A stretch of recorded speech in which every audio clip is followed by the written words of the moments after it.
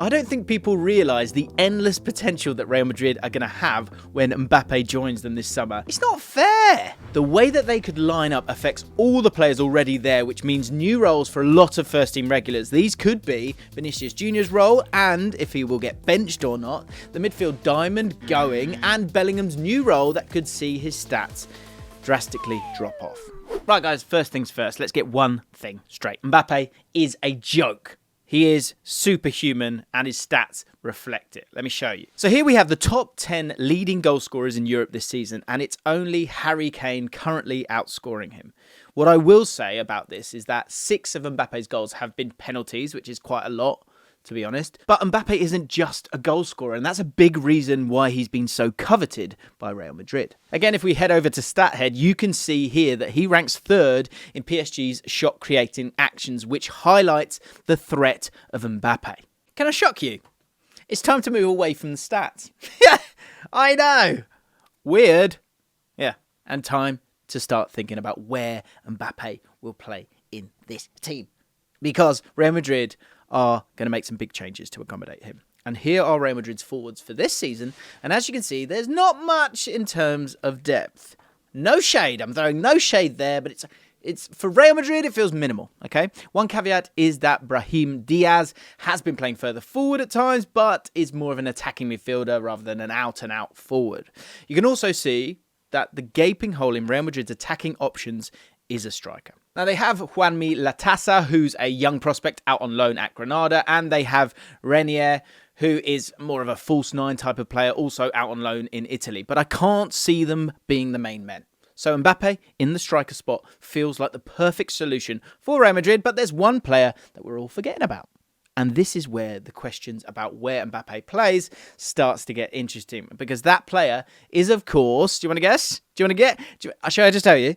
It's Endrick, who everyone's raving about, but he's 17, he's got so much talent, but he's going to need to be able to get minutes under his belt to develop. So as we know, Mbappe likes to play on the left, but this season he's been playing a lot more centrally as part of a 3 with Barcola and Ousmane Dembele either side of him. He's playing in this central role because, well, and this is a great context of how he's playing, because he's playing as an advanced forward, but importantly, the way that PSG are pressing at the opposition a lot of the time, trying to win the ball high up the pitch. You then got someone, of course, like Mbappe in an advanced forward role, but more important than that, in a central position. That means that when he gets his touches are in the final third and centrally as well, which maximises the brilliance that he has when it comes to finishing.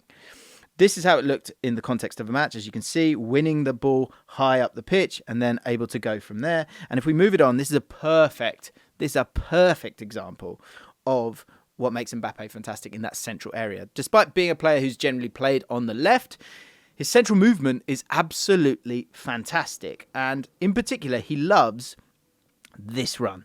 He loves this run because what it does, it allows him to, once he does get on the ball from a great pass, and you can see it kind of on its way here, it allows him to do what he does brilliantly, which is shoot across goal. He's so good at that when it comes to his movement.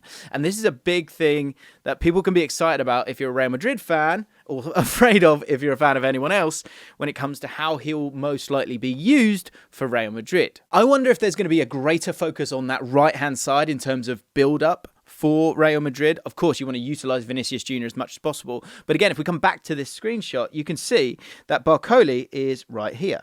And he's ready to get any of those little scraps at the back post. And that's another thing that Vinicius Jr. is great at as well. So whereas previously you might have seen it be about Vinicius Jr. and it would be about Rodrigo and whoever the central striker is, or Bellingham trying to get involved as well, it may be that Real Madrid start to go down that right-hand side a little bit more often to facilitate the runs that Mbappe wants, but also to allow Vinicius Jr. to kind of get his numbers up and get involved. So this is how it would work in the context of... Why did I do that? This is how it would work in the context of Real Madrid, and it will probably even work even better than it did at PSG, because, first of all, the skill sets of this front 3 all line up really, really well.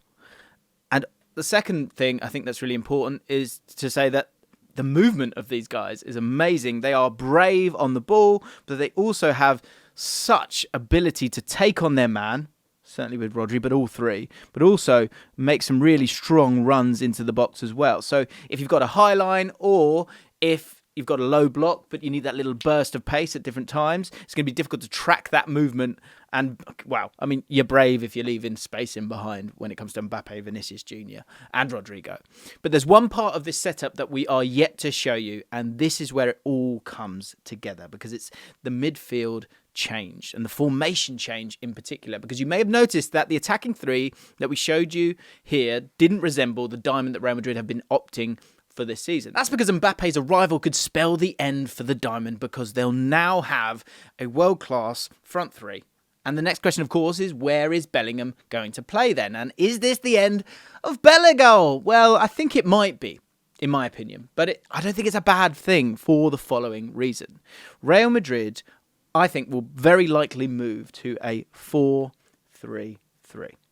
And incredibly, I haven't got Camavinga in this team right now. And I'll explain why. Well, I mean, you can see right in front of you.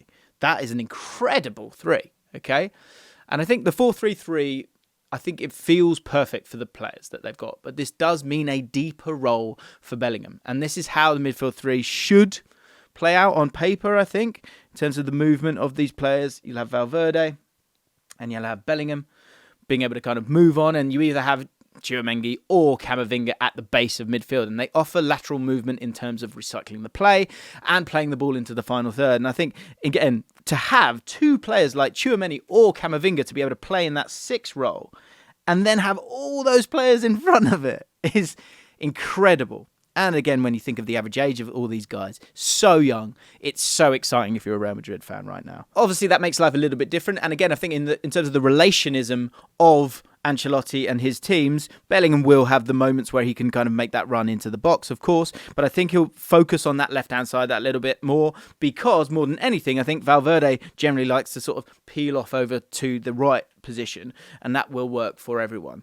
And it allows everyone to do what they want to do. And in particular, someone like Rodrigo, in all of this, it will allow him to be far more advanced as well, with Valverde doing so much running. And in terms of running, wow, as a midfield three, those three are absolutely frightening. The most important part of this midfield three is Bellingham's new position. And whilst it's deeper than the attacking role that he has at the tip of the diamond, this is a role that Bellingham will be even better in. And the reason for that is because the role has diversity. It allows him to join in with the build-up play, importantly, to get on the ball that little bit more, whereas at the moment he's kind of staying out the way of it sometimes, to allow the Modric's, the Cruz's, the Tchouaméni's, the Camavinga's to get on the ball, and for him to be in the box, of course, most of the time. But him being allowed to get involved in build-up play, it means more touches. However, it also allows him more freedom overall to arrive late in the box as a third-man run instead of just waiting in there a little bit more. And look, he doesn't wait that often because his timing is impeccable,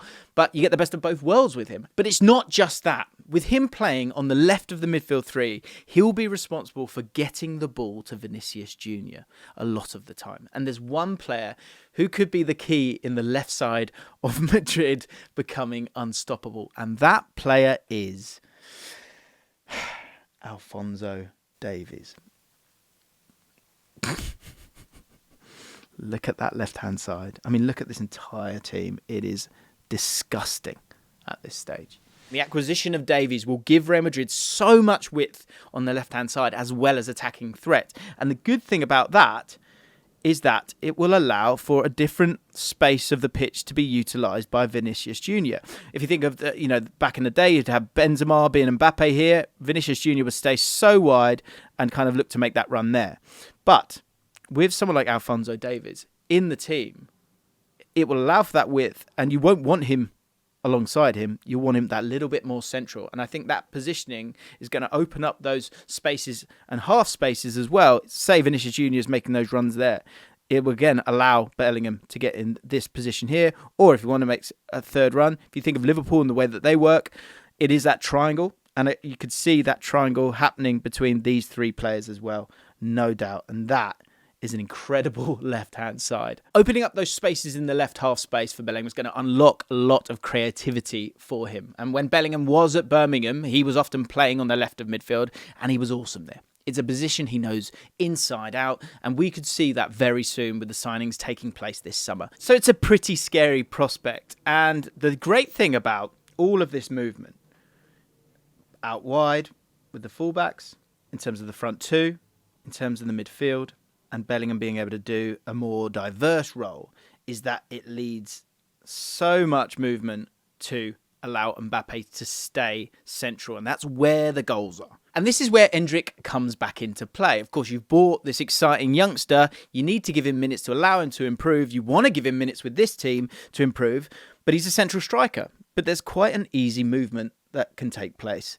Put Mbappe over to this left-hand side, bring in Endrick for a few minutes here and there, and that allows for that rotation, but it allows for Endrick to be that central striker to accommodate him and the minutes that he needs. We've got to remember, of course, there are 11 players on the pitch, but those 11 players never stay on the pitch. Of course, we've got 5 substitutions, so Endrick should be able to get those minutes that he will need, and what a better place to be than in the middle of that penalty spot with those players around him. But there are some casualties with this. With Bellingham and Valverde's roles being more progressive and attacking-minded, it requires a lot of athleticism, and that could be a problem for Toni Kroos in terms of where he slots into the team.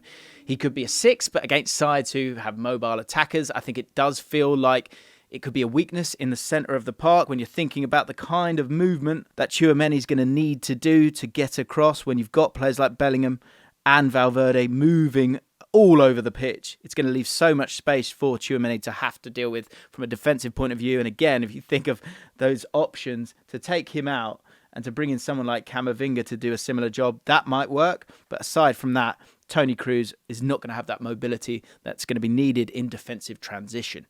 And there's also one other player who might get phased out or not being that starting 11, certainly in those big Champions League games next season, Luka Modric. He supposedly wants to finish his career at Real Madrid, but with the direction that Real Madrid are moving in, they're putting a lot of all of their eggs in the youth basket, meaning that Modric's time at the club could soon be over. Look, there's going to be games, and there's so many games for these top teams now. So, look, he can pop in wherever he needs to at times.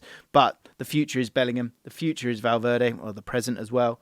And so you could see him slowly getting phased out of the club. And that feels like sacrilege to say, but this may have to happen for Real Madrid, Mbappe and Bellingham to reach the heights that their squad will soon be capable of. We've done a video around how Bellingham is the next Kaká and what the secret to his role at Real Madrid truly is, and why Ancelotti has planned this from the very beginning. It will give you a wider context on what's going on at Real Madrid, so go and watch that.